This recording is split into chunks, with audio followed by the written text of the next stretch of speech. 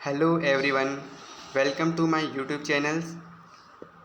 दोस्तों, हमने अपनी पिछली वीडियो में इससे जस्ट आगे वाले जो चीज़ें हैं मैं एक बार बता देता हूँ। इससे जस्ट आगे वाले हम आज भूसंपर्कन पढ़ेंगे करके मैंने बोला था, ठीक है। तो आज हम भूसंपर्कन की क्रिया को समझेंगे और फिर आगे बढ़ेंगे, ठीक ना। देखिए, फिजिक्स जो है वो वेरी इंटरेस्टिंग सब्जेक्ट है। अगर आप इसे अपनी डेली लाइफ से दैनिक जीवन में जो चीज़ें होती हैं प्रैक्टिकली अगर आप उसको इमेजिन करने की कोशिश करेंगे तो डेफिनेटली फिजिक्स आपको समझ में आने लगेगा, ठीक है। तो चलिए आज वीडियो स्टार्ट करते हैं। आज हम पढ़ेंगे भूसंपर्कन क्या होते हैं। भूसंपर्कन देखते हैं।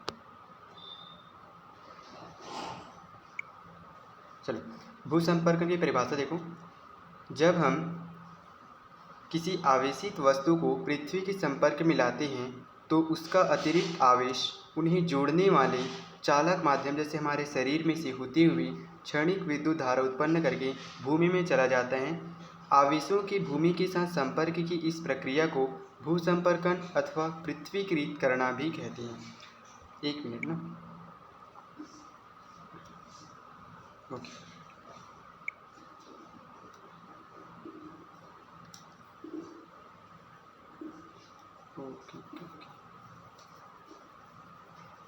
चलिए देखो, भूसंपर्कन जैसे कि नाम से स्पष्ट है। भूसंपर्कन यानी इंग्लिश में बोलती है इसको अर्थिंग। नाम तो आपने सुना होगा। तो इसका मतलब क्या है? भू मतलब होता है भूमि और संपर्कन मतलब होता है संपर्क, ठीक है। तो परिभाषा बोल रहा है जब हम किसी आवेशित वस्तु को पृथ्वी के संपर्क में लाते हैं। आवेशित वस्तु मीन्स क्या? कोई भी वस्तु है जिसको हम क्या करें, करंट सप्लाई कर रहे हैं, तो जिससे वो क्या हो जाता है, आवेशित हो जाता है ना। तो जब हम किसी आवेशित वस्तु को पृथ्वी के संपर्क में लाते हैं तो उसका अतिरिक्त आवेश, यानी कि उसमें आवेश है फिर उसका अतिरिक्त आवेश, ठीक ना।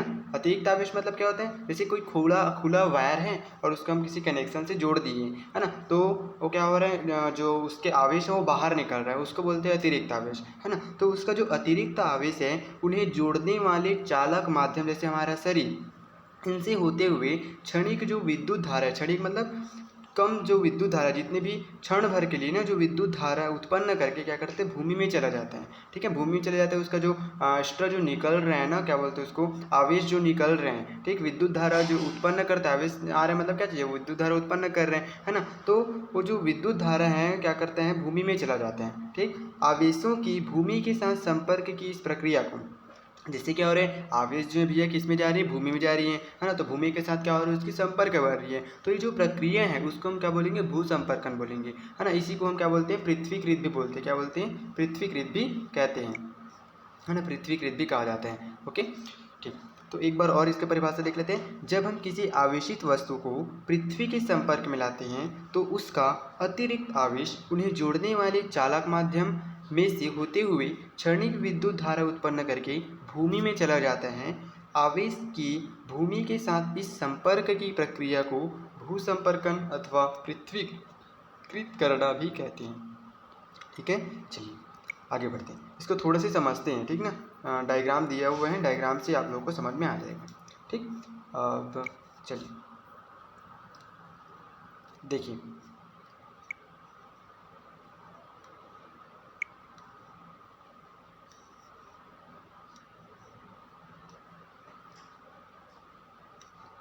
ठीक।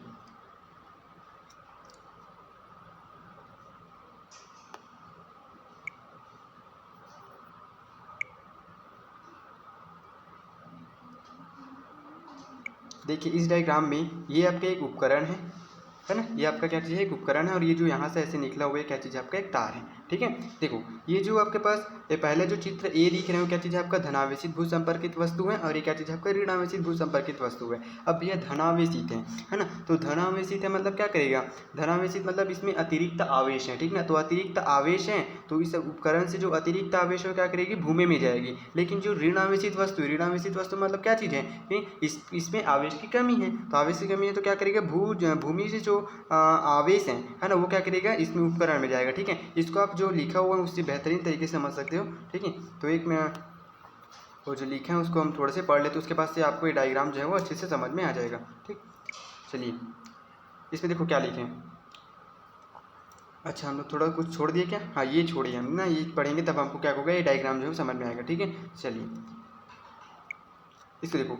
विद्युत उपकरण एवं विद्युत परिपथों की सुरक्षा भू संपर्कन द्वारा की जाती है। पृथ्वी को हमेशा शून्य विभव माना जाता है। शून्य विभव क्यों माना जाता है ना? क्योंकि पृथ्वी क्या चीज़ है कि विशाल उसकी आकार है। ठीक है, इससे हम कुछ थोड़ी सी अगर क्या कर रहे हैं, थोड़ी सी अगर हम इसको काट कर दे, आवेश दे दे तो भी कोई फर्क नहीं पड़ता, और इससे कुछ आवेश हम निकाल लें तो भी कोई फर्क नहीं पड़ता। जैसे कि एक एग्जाम्पल से आप इसको समझ सकते हो। जैसे आपके पास क्या चीज़ है, बहुत बड़े समुद्र हैं, वहाँ से आप एक गिलास पानी निकाल रहे हो तो कोई फर्क नहीं पड़ेगा। अब आप उसमें एक गिलास पानी डाल रहे हो तो कोई फर्क नहीं पड़ेगा। ठीक, तो सेम वैसे ही पृथ्वी क्या चीज़ विशाल है ना, जिसको शून्य विभव पर माना जाता है। क्यों शून्य विभव पर माना जाता है? क्योंकि पृथ्वी जो है वो एक विशाल आकार की है। इससे अगर हम कुछ विभव ले लें तो भी कोई फर्क नहीं पड़ेगा, और इसको कुछ विभव दे दें तो भी कोई फर्क नहीं पड़ने वाला। ठीक है, इसलिए इसको हमेशा हम शून्य विभव मानकर चलते हैं, गणना करने में आसानी होती है। ठीक, तो पृथ्वी को हमेशा शून्य विभव पर माना जाता है, तथा आवेश का प्रवाह हमेशा उच्च विभव से निम्न विभव की ओर की दिशा में होता है। ये चित्र ए और बी में दिया गया है।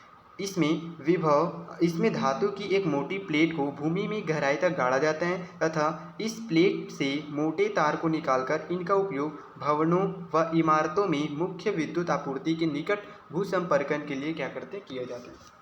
ठीक है, ये जो है वो विद्युत आपूर्ति के निकट, मतलब बड़े बड़े जो भवन हैं ना, इमारतें हैं, इनकी जो सुरक्षा के लिए क्या करते हैं, भू संपर्कन की क्रिया करते हैं। और इनकी सुरक्षा नहीं, बल्कि उपकरण जो रहते हैं, जैसे कि उपकरण जैसे इलेक्ट्रिक उपकरण जैसे रहते हैं ना, उसमें करेंट ना लगे करके क्या करते हैं, भू संपर्कन की एक क्रिया अपनाते हैं। ठीक है, तो आगे बढ़ते हैं।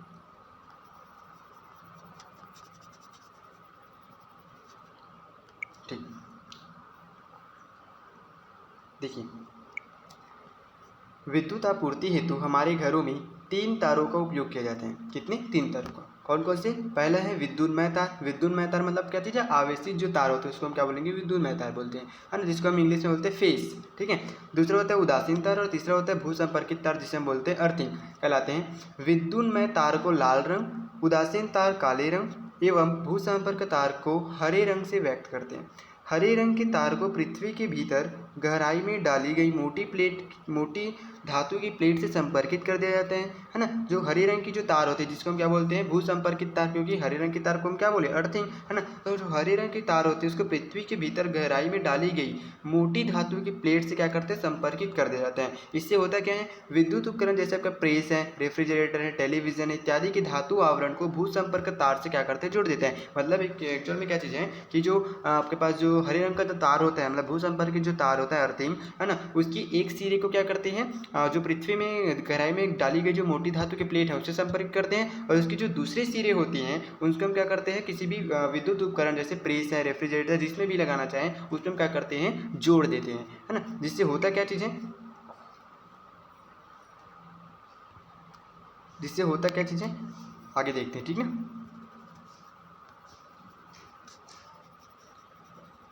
ठीक ठीक है, जिससे जिससे परिपथ में, है ना, देखो, जिससे परिपथ में कोई त्रुटि होने पर अथवा विद्युन्मय तार का धातु के आवरण से स्पर्श होने पर अतिरिक्त आवेश भूमि में प्रवाहित हो जाता है। ये क्या बोल रहे हैं, जैसे हम अर्थिंग तार को क्या करते हैं, भूमि में जब अंदर डालते हैं, है ना, तो परिपथ में कोई मान लो क्या चीज़ है, कोई त्रुटि यानी कोई कमी है, ठीक ना, या फिर कोई क्या हो गया है, कोई गलत वायरिंग हो गया है ना, अथवा विद्युन्मय तार जो आवेशित तार है धातु के आवरण से अगर मान लो क्या चीज़ है, स्पर्श कर रहा है ना, तो जो अतिरिक्त आवेश होते हैं, अतिरिक्त आवेश वो क्या करता है, भूमि के अंदर भूमि में प्रवाहित हो जाते हैं, जिससे विद्युत उपकरण एवं मनुष्य को कोई क्षति नहीं होती है। अगर आप देखो, अगर आप अर्थिंग लगाए हो, है ना, तो आप उपकरण को अगर क्या करोगे, छुओगे तो आपको कोई नुकसान नहीं होगा। लेकिन आप अर्थिंग को मान लो नहीं लगाया हो और फेस तार को क्या करा, आप उपकरण में टच हैं, तो आपको क्या लग सकता है, करंट लग सकता है। ठीक है, तो यदि भू संपर्क तार न हो तो दुर्घटना होने की संभावना बनी रहती है, क्योंकि मनुष्य का शरीर क्या चीज़ है, विद्युत का सुचालक है। सुचालक मैंने कल बताया था आप लोगों को कि सुचालक पदार्थ वे पदार्थ होते हैं जिनमें से करेंट क्या होता है, फ्लो होता है, यानी कि विद्युत धारा प्रवाहित होती है, उनको हम क्या बोलते हैं, सुचालक बोलते हैं। तो हमारे शरीर से क्या होती है, विद्युत धारा प्रवाहित होती है, जिन्हें हम क्या चीज़ है, आपका सुचालक है। ठीक है, तो इतना समझ में आ गया। हमने क्या पढ़ा, सिर्फ अभी भू संपर्कन पढ़े। भू संपर्कन क्या चीज़ है, तो सिंपल से आपका ये संबंध है। भू मतलब होता है भूमि और संपर्कन मतलब होता है संपर्क, है ना। तो क्या करते हैं, भूमि से संपर्कित रहते हैं ना, इस क्रिया को हम क्या बोलते हैं, भू संपर्कन की क्रिया कहते हैं। तो अगर आप क्या करोगे इसको अपनी दैनिक जीवन में, देखो हर फिजिक्स क्या चीज़ है, अपना दैनिक जीवन, ठीक ना। दैनिक जीवन में जो चीज़ें यूज़ हो रही हैं उसी को थोड़ा सी डिटेल में पढ़ना है और चीज़ों को समझनी है, ठीक ना। आप इंटरेस्टिंग के साथ तब पढ़ पाओगे जब आप जितने ज़्यादा इमेजिन कर पाओगे, ठीक है। चलिए अब हम आगे बढ़ते हैं, एक मिनट ना, चलिए अब आगे बढ़ते हैं, ठीक है। अब नेक्स्ट टॉपिक हमारे पास आता है क्या चीज़, स्वर्णपत्री विद्युतदर्शी क्या होता है, ठीक है। स्वर्णपत्री विद्युतदर्शी, ठीक। अब इसको समझते हैं, ठीक। तो किसी वस्तु पर आवेश की उपस्थिति, किसी भी वस्तु पर आवेश की उपस्थिति एवं प्रकृति ज्ञात करने वाले जो उपकरण होते हैं उनको हम क्या बोलते हैं, विद्युतदर्शी। अब यहाँ पर भी क्या चीज़ है, ये बिल्कुल शब्द से क्या चीज़ है, ये स्पष्ट है, विद्युतदर्शी। दर्शी मतलब दर्शाना, विद्युत मतलब विद्युत। तो किसी वस्तु पर आवेश की उपस्थिति एवं प्रकृति ज्ञात करने वाले जो उपकरण होते हैं उनको हम क्या बोलेंगे, विद्युतदर्शी बोलेंगे, ठीक है। इस प्रकार के उपकरणों में सर्वाधिक प्रयुक्त होने वाली एवं संवेदी जो उपकरण है वो क्या चीज़ है, आपका स्वर्णपत्री विद्युतदर्शी है, ठीक है। ये स्वर्णपत्री विद्युतदर्शी क्या चीज़ है, इस विद्युतदर्शी का ही एक रूप है, विद्युतदर्शी है। स्वर्णपत्री विद्युतदर्शी क्या चीज़, विद्युतदर्शी है ना। इसका हमेशा क्या करते हैं, सर्वाधिक मतलब बहुत अधिक क्या करते हैं, इसका प्रयुक्त करते हैं, ठीक है, इस स्वर्णपत्री विद्युतदर्शी को। अब हम स्वर्णपत्री विद्युतदर्शी के बारे में थोड़े से देख लेते हैं, ठीक है।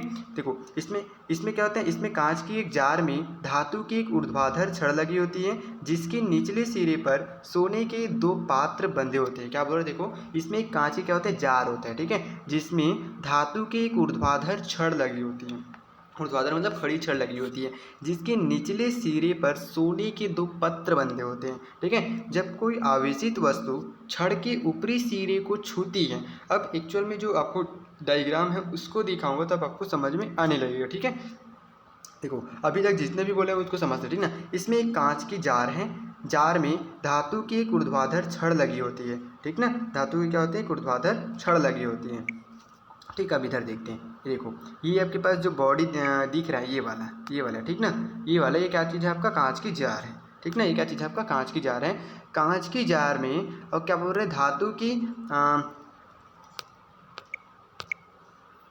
कांच की जार में धातु की ऊर्ध्वाधर छड़ लगी होती है ना। तो ये जो धातु की ऊर्ध्वाधर छड़ है, ये वाला क्या चीज़ है, आपका एक धातु की ऊर्ध्वाधर छड़ होती है, ठीक। हाँ, धातु की ऊर्ध्वाधर छड़ लगी होती है जिसके निचले सिरे पर सोने के 2 पत्र बंधे होते हैं, ठीक। पहले पढ़ ले तो उसके बाद समझ लीजिए ना। जिसके निचले सिरे पर क्या होते हैं, सोने के 2 पत्र बंधे होते हैं। जब कोई आवेशित वस्तु छड़ की ऊपरी सिरे को छूती है, ठीक ना। जब कोई आवेशित वस्तु जो है वो छड़ की क्या करते हैं, ऊपरी सिरे को छूती है, तब छड़ से गुजरता हुआ आवेश सोने के पत्रों पर आ जाता है और वे एक दूसरे से दूर हट जाते हैं। मतलब जो 2 सोने के जो पत्र है वो एक दूसरे क्या होते हैं, दूर हट जाते हैं। इसकी सुग्राह्यता को बढ़ाने के लिए जार के दोनों ओर, है ना, टीन की पन्नी लगी होती है। आवेश की मात्रा जितनी अधिक होती है स्वर्ण पत्रों के निचले सिरों के बीच उतना ही अधिक दूरी हो जाती है। अब इसको हम क्या करते हैं, इस डायग्राम से अच्छे से समझ लेते हैं, ठीक है। पहले एक बार इरेज कर लेते हैं उसके बाद समझ लेते हैं, ठीक। ओके, यहाँ पर देखो ये जो आपको दिख रहा है क्या चीज़ है, आपके टीन का, ये क्या चीज़ है, आपका कांच की जार है ना। पूरे बॉडी क्या चीज़ है, आपका कांच की जार है, ठीक है। इसमें ऊर्ध्वाधर क्या चीज़ लगी हुई है, एक छड़ लगी हुई है तथा जार के नीचे यहाँ पर जो छड़ के निचले सिरे पर क्या लगा हुआ है, स्वर्ण पत्र लगा हुआ है, एक और दूसरा, है ना, स्वर्ण पत्र लगा हुआ है, ठीक। अब अगर हम छड़ की ऊपरी सिरे से किसी आवेशित वस्तु को क्या करते हैं, छुआते हैं, ठीक ना, तो क्या होता है, तो यहाँ से जो आवेश होती है वो छड़ से होते हुए इस स्वर्ण पत्री पर आकर क्या होते हैं, टकराती है। जिससे ये जो स्वर्ण पत्री है क्या होता है, एक दूसरे से दूर हो जाते हैं, मतलब एक दूसरे से प्रतिकर्षित होते हैं, ठीक ना। क्या होते हैं, एक दूसरे से प्रतिकर्षित होती हैं, ठीक।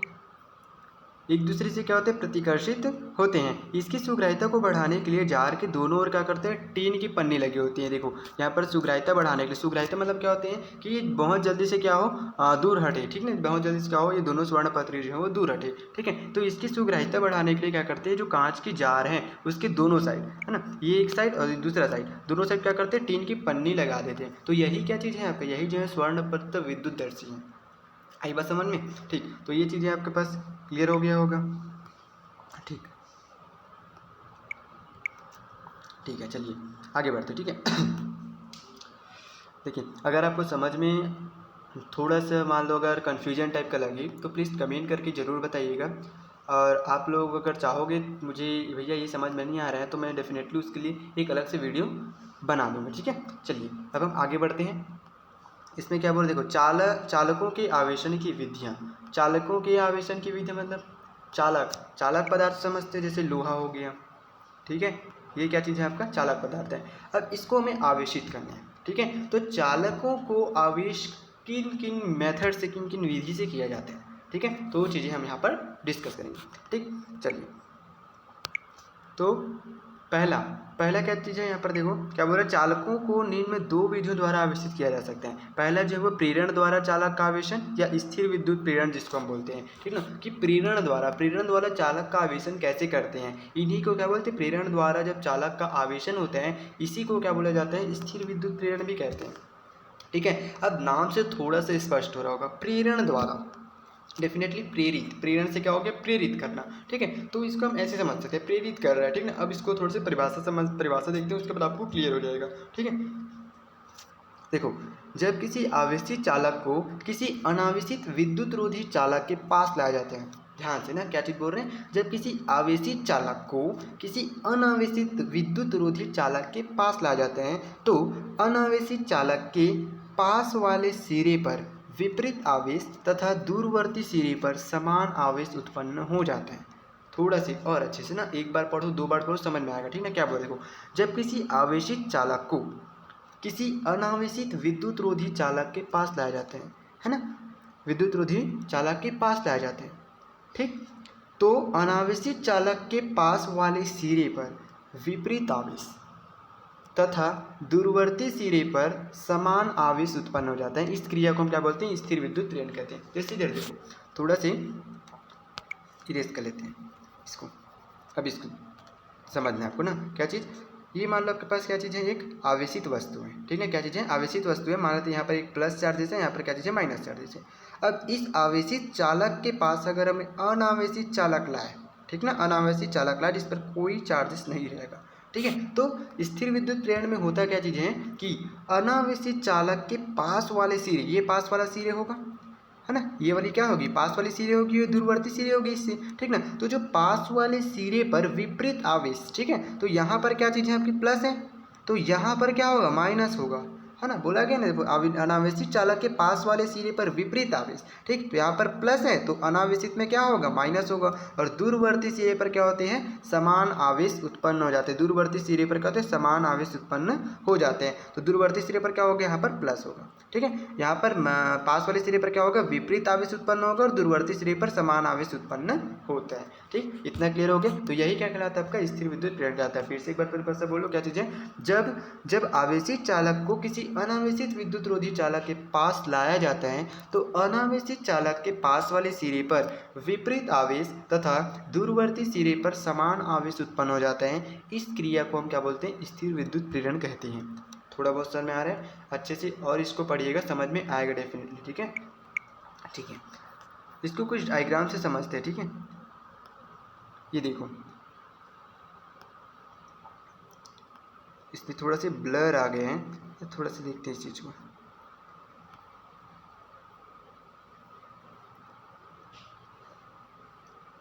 इसमें थोड़ा से ब्लर है, आप लोग इसको पढ़ के देखिएगा, आपको समझ में आ जाएगा, ठीक ना। जब जस्ट अभी मैंने बताया वैसे वैसे हैं इसमें, ठीक है। इसमें क्या है आपका, जैसे मैंने बताया था ना, एक आवेशित चालक है और एक अनावेशित चालक है। जब हम पास में लाते हैं तो क्या होता है, अनावेशित चालक के जो पास वाले जो सिरे होते हैं उसमें विपरीत प्रकार का आवेश उत्पन्न हो जाता है, और जो दूरवर्ती सिरे होते हैं उसमें क्या होता है, सेम आवेश जो है वो उत्पन्न हो जाता है। यही क्या कहलाता है, आपका स्थिर विद्युत प्रेरण कहलाता है। बातें यहाँ तक की क्लियर हो गई है, ठीक है। अब हम थोड़ा सा इसमें जो लिखा हुआ है उस चीज़ को थोड़ा सा पढ़ देते हैं साथ, ठीक है। चलो, चित्र ए में, ठीक है, चित्र ए देखो, चित्र ए में ए एक धनावेशित चालक तथा बी सी एक अनावेशित विद्युत रोधी चालक हैं। ये क्या चीज़ है, ध्यान देना, ठीक ना। ये जो ए है ये क्या चीज़ है आपका, धनावेशित चालक है, तथा ये जो बी सी है वो क्या चीज़ है आपका, क्या चीज़ है, ये अनावेशित विद्युत रोधी चालक है। जब चालक ए को बी सी के सिरे बी के पास लाया जाता है, जो बी सी के सिरे बी के पास लाया जाता है, ठीक ना, तो बी पर क्या होता है, ऋण आवेश, सिरे तथा सी पर क्या होता है, ध्यानावेश उत्पन्न होता है, जो अभी हमने बताया सेम वैसी, ठीक है। इसको आप लोग थोड़े से और पढ़ कर देखिए, समझ में आ जाएगा, ठीक है। अभी जस्ट मैंने बताया था सेम वैसी चाहिए, ठीक। चलिए, ओके ओके।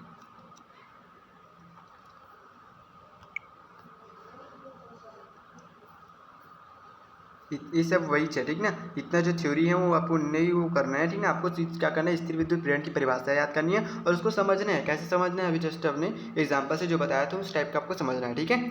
ठीक, हाँ आगे बढ़ते हैं। ये देखो, दूसरा जो विधि है आपके पास, दूसरा विधि क्या बता रहा है, ये वाली क्या, कि चालन द्वारा हम चालक का आवेशन कैसे करते हैं, चालन द्वारा, ठीक ना। तो चालन द्वारा हम कैसे करते हैं, चालक का जो आवेशन देखना। इस विधि में आवेशित वस्तु को अनावेशित वस्तु से स्पर्श कराते हैं। क्या कराते हैं, अनावेशित जो वस्तु है जिस पर कोई आवेश नहीं है ना, उस पर क्या करते हैं, आवेशित वस्तु को स्पर्श कराते हैं, ठीक है। आवेशित वस्तु को अनावेशित वस्तु से स्पर्श कराते हैं, जिससे अनावेशित वस्तु भी क्या होते हैं, आवेशित वस्तु के आवेश की प्रकृति से आवेशित हो जाते हैं। डेफिनेटली क्या बोल रही है, चालन द्वारा, चालन हो रहा है, चालन मतलब क्या होता है, ट्रांसफॉर्मेशन, ठीक ना। क्या हो रहा है, ट्रांसफॉर्मेशन होना, ठीक ना, मतलब स्थानांतरण होना, ठीक, आवेश का स्थानांतरण होना। तो जब हम आवेशित वस्तु को अनावेशित वस्तु से स्पर्श कराते हैं, है ना, तो जो अनावेशित वस्तु है वो आवेशित वस्तु की आवेश की प्रकृति से क्या हो जाता है, वो भी आवेशित हो जाता है। इस प्रक्रिया में अनावेशित वस्तु पर जितना आवेश होता है, आवेश जाता है, आवेशित वस्तु पर उतनी ही मात्रा में आवेश की कमी हो जाती है। बिल्कुल ये किसकी एग्जाम्पल की तरह है, जैसे हम क्या करते हैं, क्या बोलते हैं, एक गिलास में गर्म पानी है ना, तो एक गिलास में क्या चीज़ है, गर्म पानी है, और दूसरे गिलास में मान लो क्या चीज़ है, ठंडा पानी है। जब दोनों को क्या करते हैं, पास में लाया जाता है, पास में लाया जाता है, उसको संपर्क में रखा जाता है, तो क्या होता है कि गर्म पानी जो है वो क्या करते हैं, गर्म से ठंड की ओर क्या करता है, वो प्रवाहित होती है, गर्माहट जो है उसकी, ठीक है। और कब तक होता है, जब दोनों गिलास के जो पानी है वो गर्म ना हो जाए, ठीक है, दोनों मतलब एक जैसे एक समान गर्म ना हो जाए, ठीक है। तो वही है, तो कब तक अनावेशित वस्तु में जो अनावेशित वस्तु पर कितना आवेश होगा ना, ये किस बात पर निर्भर करेगा, है ना। तो अनावेशित वस्तु पर जितना आवेश होगा, आवेशित वस्तु पर भी उतना ही आवेश होगा। आई बात समझ में थोड़ा बहुत, है ना। ये चीज़ें जो है वो क्या चीज़ एकदम दैनिक जीवन में जो हो रही है ना, उसी चीज़ को यहाँ पर फिजिक्स में हमें पढ़ना होता है, ठीक है। इसलिए अब मैं कोशिश करता हूँ कि चीज़ें को हम अपनी डेली लाइफ में जो यूज़ हो रही है ना, एग्जाम्पल से आपको समझाएं, ठीक है। तो अगर आप लोग को समझ में आ रहा होगा तो बहुत अच्छी बात है ना।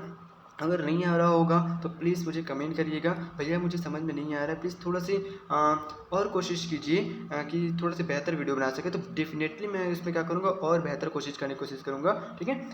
ठीक है, अभी फ़िलहाल जितना समझ में आ रहा है उतना पढ़ो, है ना। उसके बाद और नहीं समझ में आएगा तो डेफिनेटली बोल देना, ठीक ना, मैं उसमें थोड़ा सा और काम कर लूँगा, ठीक है। चलिए, हाँ आज की वीडियो बस यहीं तक कंप्लीट करते हैं। उसके बाद हम नेक्स्ट जो वीडियो होगा उसमें हम क्या करेंगे, इसको डिस्कस करेंगे, विद्युत आवेश के मूल गुण को क्या करेंगे, डिस्कस करेंगे, ठीक ना, कि विद्युत आवेश के क्या क्या गुण होते हैं, ठीक है। तो आज हमने सिर्फ क्या क्या पढ़ा है ना, तो आज हमने सिर्फ पढ़ा है भूसंपर्कन की क्रिया, ठीक है, भूसंपर्कन पढ़ा है। उसके बाद हमने पढ़ा क्या चीज़ है, स्वर्ण विद्युत दर्शी वाला, ठीक ना। फिर तीसरा में पढ़ा क्या चीज़, कि चालक का आवेशन किस मेथड से किया जाता है, कौन कौन सी मेथड होती है जिसके द्वारा हम क्या करते हैं, चालक का जो आवेशन करते हैं, ठीक है। आई होप यू आपको समझ में आया होगा, ठीक है। एक बार पढ़िए, दो बार पढ़िए, ठीक ना, इंटरेस्टिंग बनाइए, अपने डेली लाइफ में जो यूजेस हो रही है एग्जांपल्स उसको लेकर आप समझिए, डेफिनेटली आपको समझ में आएगा, ठीक है। चलिए मिलते हैं अगले नेक्स्ट वीडियो में, तब तक के लिए धन्यवाद।